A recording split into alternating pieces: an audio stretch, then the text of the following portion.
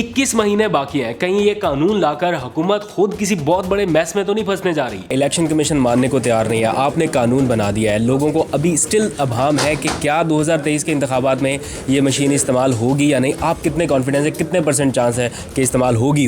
वो 10 लाख वाली जो ऑफर है उसको थोड़ा सा बढ़ाना चाहिए। आपको थोड़ा कंपटीशन मार्केट में आना चाहिए। ऐसे तो नहीं कोई बैठ के हैक कर सकेगा, इंटरनेट के साथ कनेक्टेड नहीं है। थोड़ा बढ़ाए, रेट बढ़ाएं थोड़ा। मैं उसको 15 लाख भी कर सकता हूँ, लेकिन फिर साथ में एक कंडीशन भी होगी कि अगर वो हैक न कर सका। बट बाय द एंड भी लोग पूछते हैं कि वजीरिस्तान में इंटरनेट नहीं है तो क्या होगा। किसी ने कहा कि कोई मशीन उठा के लेके भाग गया तो क्या होगा। मतलब इस तरह की चीज़ों को किस तरह से सॉर्ट आउट करेंगे। कहीं पे किसी टॉक शो में बताया गया कि $1.5 अरब की रकम चाहिए होगी इस मशीन को इस्तेमाल में लाने के लिए। आपके अंदाजे में है कोई इतनी बड़ी रकम? ये बिल मंजूर होने के बाद हर अस्पताल में कैस्ट्रेशन सेल बनाया जा रहा है, इसलिए सवारी अपने सामान की हिफाजत खुद करे, फिर ना कि बताया नहीं था। बिस्मिल्लाहिर्रहमानिर्रहीम, अस्सलाम वालेकुम। मैं हूं अब्दुल कादिर और आप देख रहे हैं आपका अपना यूट्यूब चैनल। आज तारीख है 19 नवंबर और दिन है जुमातुल मुबारक का। आज का जुमा भी ऑपोजिशन के लिए बहुत भारी रहा। किस तरह वो आगे चल के आपको बताऊंगा, लेकिन बात करनी है एक अहम मसले की। आइंदा इंतखाबात में अब सिर्फ 24 महीने बाकी हैं। अगस्त 2018 में इक़्तिदार में आने वाली हुकूमत अगस्त 2023 तक अपनी 5 साला आइनी मुद्दत पूरी कर लेगी। इसके बाद 3 महीनों के लिए अबूरी सेटअप का क़याम अमल में लाया जाएगा, जो नवंबर 2023 तक अपना काम जारी रखेगा। यानी हुकूमत के पास इलेक्ट्रॉनिक वोटिंग का निज़ाम नाफिज करने के लिए अब सिर्फ 21 महीने बाकी हैं।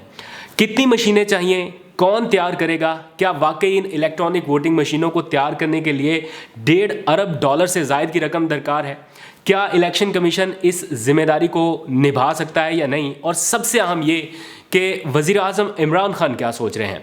ये कुछ बड़े ही अहम सवालात हैं जो मुल्की सियासत का एक तरह से मंजरनामा बदल सकते हैं। आप में से भी बहुत सारे लोग कंफ्यूज हैं इस मामले को लेकर। हुकूमत ने फौरी तौर पर येस टू EVM नामी एक कौमी मुहिम लॉन्च कर दी है। कल मैं भी उस तकरीब में या उस कॉन्फ्रेंस में मौजूद था, आपको कुछ देर में उसके मनाजर भी दिखाऊंगा। लेकिन परेशानी की बात यह है कि यह मामला मुल्क के सबसे बड़े ऐवान और पाकिस्तान के पूरे नेशनल मीडिया पर छाया हुआ है। इतनी ज़्यादा डिस्कशन हो चुकी है, लेकिन फिर भी कुछ बुनियादी चीज़ें ऐसी हैं जिन पर कन्फ्यूजन है, लोगों को समझ नहीं आ रही। ऑपोजिशन का ये ख्याल है कि इस मशीन में कोई ऐसी कमांड इंस्टॉल कर दी जाएगी जिसके नतीजे में एक मखसूस वक्त के बाद हर कास्ट होने वाला वोट खुद ब खुद मनचाही जमात को चला जाएगा, जिसके नतीजे में किसी ना किसी के पास ये इख्तियार ज़रूर होगा कि वो किसी तयशुदा मंसूबे के मुताबिक किसी भी सियासी जमात को विनर डिक्लेयर कर देगा। ये ऑपोजिशन का नुक्ता नज़र है। दूसरी तरफ भोली भाली मासूम सी आवाम है जो देख रही है कि इस वक्त हो क्या रहा है, कि उनके भी कुछ मासूमाना सवालात हैं। हुकूमत बता कर थक गई कि इस मशीन का इंटरनेट या बिजली के निज़ाम से कोई कनेक्शन नहीं, लेकिन अभी भी कुछ लोग कल सवाल कर रहे थे कि वज़ीरिस्तान में इंटरनेट नहीं है तो लोग वहाँ पर वोट कैसे कास्ट करेंगे। किसी साहब ने पूछा कि अगर कोई मशीन का ये डब्बा उठाकर भाग जाए तो फिर वोटिंग कैसे होगी। तो ऐसे सवालात पर तो मुतल्लिका वज़ीर भी बेचारे लाजवाब नज़र आए। मशीन की हैकिंग एक ऐसा मामला है जिसके ऊपर संजीदा हल्के काफ़ी हद तक गौर कर रहे हैं, लेकिन कल मेरी शिबली फराज साहब से भी बात हुई और उन्होंने मशीन की हैकिंग करने वाले के लिए जो चैलेंज की गई रकम थी उसको भी बढ़ाने का ऐलान किया। यानी पहले 10 लाख रुपए था, अब उसे 10 लाख से बढ़ाकर 15 लाख रुपए तक करने का ऐलान किया। और उन्होंने कहा है कि आए कोई भी जो इस मशीन को हैक कर सकता है वो हैक करे और 15 लाख रुपए उसको इनाम दूंगा। लेकिन एक कंडीशन उन्होंने साथ रखी है, वो बड़ी दिलचस्प कंडीशन है। अभी मैं आपको थोड़ी देर में उनकी गुफ्तगू सुनाऊंगा तो आप सुन लीजिएगा। लेकिन वो सुनाने से पहले आज की ताज़ा अपडेट आपके साथ शेयर करता चलूँ कि मुश्तरका इजलास के बाद आज सेनेट का इजलास हुआ।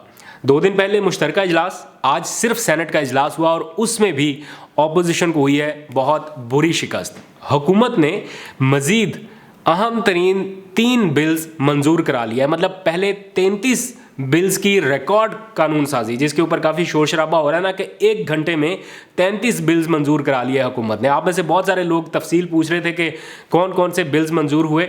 वो मैं तफसील आपको कुछ बता भी चुका हूँ, बाकी जो रहेगी वो भी बता दूंगा। लेकिन एक बिल मैंने आपको बताया कैस्ट्रेशन वाला आ चुका है।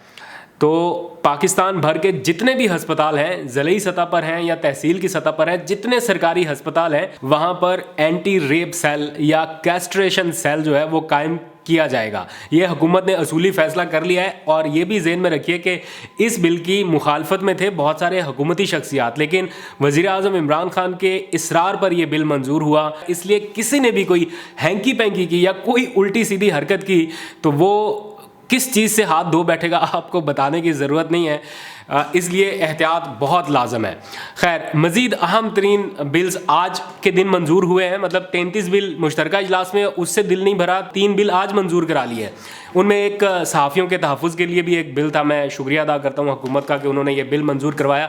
नैब तरमीमी बिल जिस पर अपोजिशन बहुत ज़्यादा मुखालफत कर रही थी, आज उसे भी मंजूर कर लिया गया है। इस सारे बिल्स की मंजूरी के दौरान अपोजिशन ने हमेशा की तरह रिवायती एहतजाज किया, चेयरमैन डाइस का घेराव किया, एजेंडे की कापियाँ फाड़ी, सब कुछ किया। लेकिन हकीकत ये है कि आखिर में मुश्तरका इजलास की तरह सेनेट में भी ऑपोजिशन मुंह देखती रहेगी, क्योंकि उनके अपने आधे अरकान गायब थे। तो अब शोर शराबा करने से बेहतर होगा कि ऑपोजिशन अपनी जमातों के उन अरकान को ढूंढे, उन सेनेटर्स को ढूंढे जो बिल की मंजूरी के दौरान गायब हुए। आसानी से पता चलाया जा सकता है। लेकिन ये रिवायती शोर शराबा आवाम की आंखों में धूल झोंकने के लिए है कि देखिए जी, हुकूमत हमारे साथ ज्यादती कर रही, नंबर्स गेम तो आपके पूरे नहीं है। तो हुकूमत का तो फिर यही बस चलता है ना कि जहां पर दा लगे वहां पर कानून साजी मंजूर। तो ये सारा कुछ तो देखने में रहेगा। खैर, ये सब कुछ चलता रहेगा। आप शिबली फराज साहब की ये खसूसी गुफ्तगू देखिए जो आप लोगों के कुछ भेजे गए क्वेश्चंस और वहाँ मौके की मुनासबत से मैंने रिकॉर्ड की, और अपना फीडबैक आप ज़रूर दीजिएगा। तो आप में से बहुत सारे लोगों ने कमेंट सेक्शन में पूछा है कि इलेक्ट्रॉनिक वोटिंग मशीन के हवाले से बिल तो मंजूर हो गया, क्या इस मशीन का इस्तेमाल आइंदा इंतखाबात में मुमकिन हो सकेगा या कोई रुकावट इस सारे मामले की राह में हायल हो सकती है।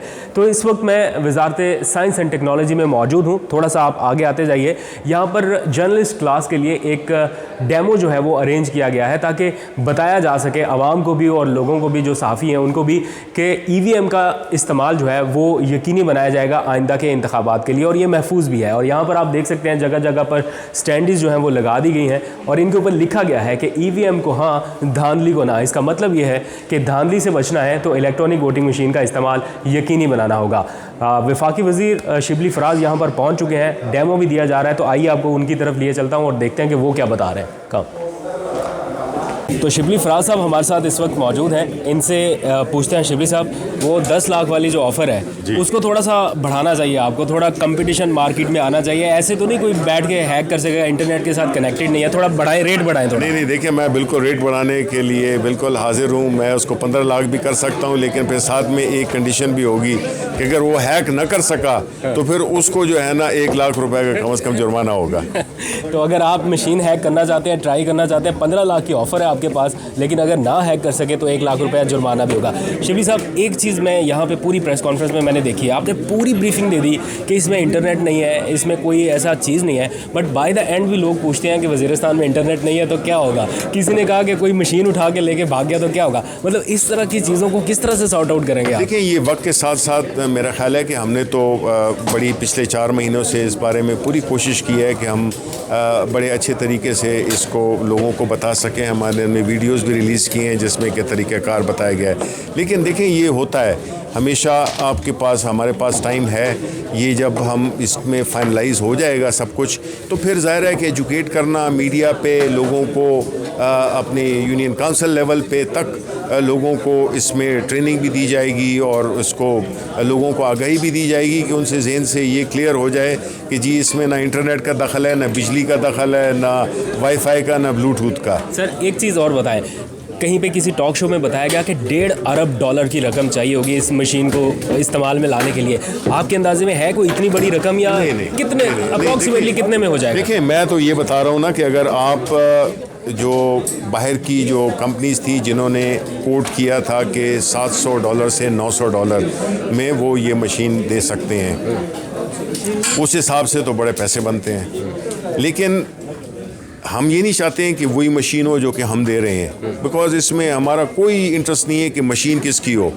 हमारा मकसद ये है कि वो इलेक्शन जो है तो शफाफ और ट्रांसपेरेंट हो। अब जो पाकिस्तान में जो कि लेट्स से कि जो मशीन हमारी सरपरस्ती में बनी है, वो मशीन जो है तो वो मेरा ख्याल है कि 70,000 65,000 रुपए के दरमियान में आएगी। तो ज़ाहिर है कि जो बाहर की मशीन है वो ज़रा ज़्यादा उसमें महंगा है, लेकिन ये मेरा ख्याल है कोई 300-400, अगर आप डॉलर टर्म्स में देखें तो 300-400 मिलियन डॉलर्स। अच्छा, आखिरी क्वेश्चन बस, अभी भी अभाम है, इलेक्शन कमीशन मानने को तैयार नहीं है, आपने कानून बना दिया है, लोगों को अभी स्टिल अभाम है कि क्या 2023 के इंतखाबात में ये मशीन इस्तेमाल होगी या नहीं? आप कितने कॉन्फिडेंस है, कितने % चांस है कि इस्तेमाल होगी? देखिए, मैं उतना ही कॉन्फिडेंट हूँ कि जब ये सिलसिला शुरू हुआ तो कोई ये यकीन नहीं कर सकता था कि ये भी फ़ैसला होगा, ये भी कानून पास होगा। हमारी तो हुकूमत को ही लोगों ने ये कह दिया था कि बस अब ये गए। बात ये है कि देखें, आपकी जब नीयतें ठीक हों और मुल्क की भलाई के लिए आप कोई काम करें तो अल्लाह ताला की मदद भी शामिल होती है। और दूसरी बात ये है कि इसमें अमल करना तो हुकूमत इंश्योर करेगी कि जो भी कानूनी जो कॉन्स्टिट्यूशनल इदारे हैं वो इस पे अमल दरामद करेंगे, और टाइम है, लेकिन इस टाइम को अभी इस पे अमल करना चाहिए। और इसके लिए दिन रात देखिए, चीज़ें बदली, जब आप कोई भी सिस्टम बदलते हैं, अब प्राइम मिनिस्टर साहब ने किस तरह न्यूट्रल एम्पायर्स लाए, आज वाकई कभी भी हमारा कोई भी क्रिकेट मैच उसका शिकार नहीं होता है इस तनाज़े का कि जी एम्पायरिंग गलत फ़ैसला दिया था। अब टेक्नोलॉजी आ गई है, अब रीप्ले है, अब पूरा एक एक सेकंड की चीज़ें देखते हैं। तो यही काम है कि हमने इस तरफ जाना है, जल्द या बदेर हमने, हमारे मुल्क की रियलिटीज़ ही ये डिमांड करती हैं कि हमने टेक्नोलॉजी को रास्ता देना है। बिकॉज बाकी सारे तरीके, अगर किसी के पास इससे भी कोई बेहतर है, अपोजिशन के पास कोई सलूशन है, तो आए हमें बताएं वो। ठीक, right, thank you very much. तो जनाब, वीडियो आपने देखी, उम्मीद है कि आप लोगों को बहुत सारे सवालात के जवाब मिल गए होंगे। हुकूमत इस वक्त संजीदा दिखाई दे रही है। वज़ीर आज़म इमरान खान अपनी पूरी कोशिश कर रहे हैं कि आइंदा इंतखाबात इलेक्ट्रॉनिक वोटिंग मशीन के ज़रिए हों, लेकिन इस सारे मामले में कलीदी किरदार चूँकि इलेक्शन कमीशन का है, और इलेक्शन कमीशन अभी तक अपने आप में या जहनी तौर पर तैयार दिखाई नहीं दे रहा। और कल जो एक कमेटी का इजलास हुआ उसमें उन्होंने बयान दिया कि हम देखेंगे कि 2023 का इंतखाब हो सकता है या नहीं हो सकता, कितनी मशीनें चाहिए, कितना पैसा चाहिए। ये एक बहुत लंबी बड़ी प्रैक्टिस है। हुकूमत कहीं किसी बड़े मैस में तो नहीं फंसने जा रही, ये भी एक क्वेश्चन मार्क है। तो ये सारा कुछ जहन में रखते हुए चीज़ों को तरतीब देना होगा। आप लोगों को कुछ और सवालात में कन्फ्यूजन हो तो ज़रूर कमेंट सेक्शन में लिख भेजिए, मैं इंशाल्लाह कोशिश करूँगा कि उनके भी आपको जवाब दूँ। आज तक के लिए इतना, अपना बहुत सा ख्याल रखिएगा। खुदा हाफिज़।